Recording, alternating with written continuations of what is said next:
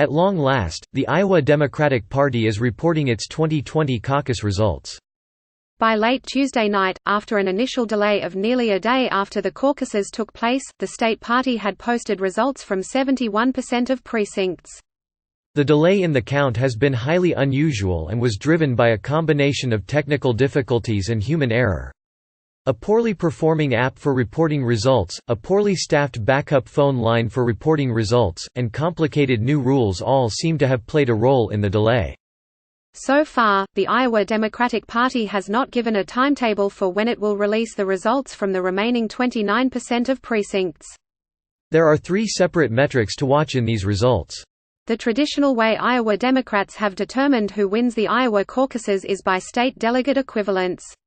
This is essentially taking the final results of the 1,600-plus precinct caucuses, which conclude in allotting county convention delegates to candidates, and weighting them to estimate how many state delegates that would correspond to.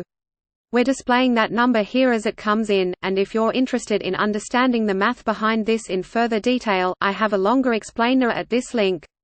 So in this current count of state delegate equivalents, Pete Buttigieg has a narrow lead, with Bernie Sanders close behind. Elizabeth Warren is a bit further back for third place, followed by Joe Biden in fourth and Amy Klobuchar in fifth. Remember, there are a great deal of precincts remaining to be counted and these results could certainly change. Now also, this year for the first time, Iowa Democrats are releasing actual vote totals from the caucuses.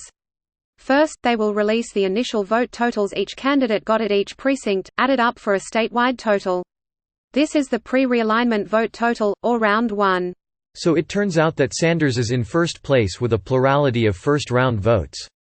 Buttigieg and Warren are in second and third, with Biden and Klobuchar in fourth and fifth.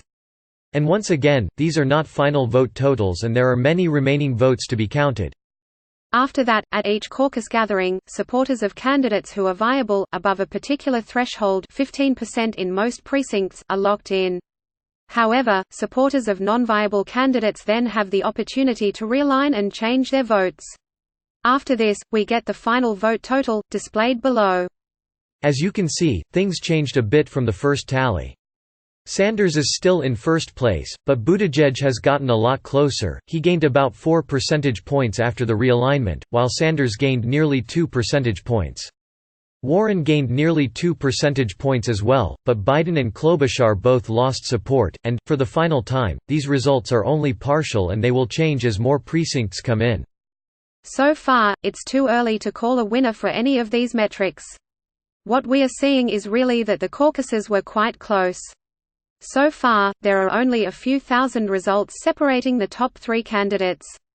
Still, the results so far are obviously most encouraging for Sanders and Buttigieg, the latter of whom already declared victory before any results were in, while they're mediocre for Warren and certainly disappointing for Biden. But all of this is, of course, subject to change as more results come in.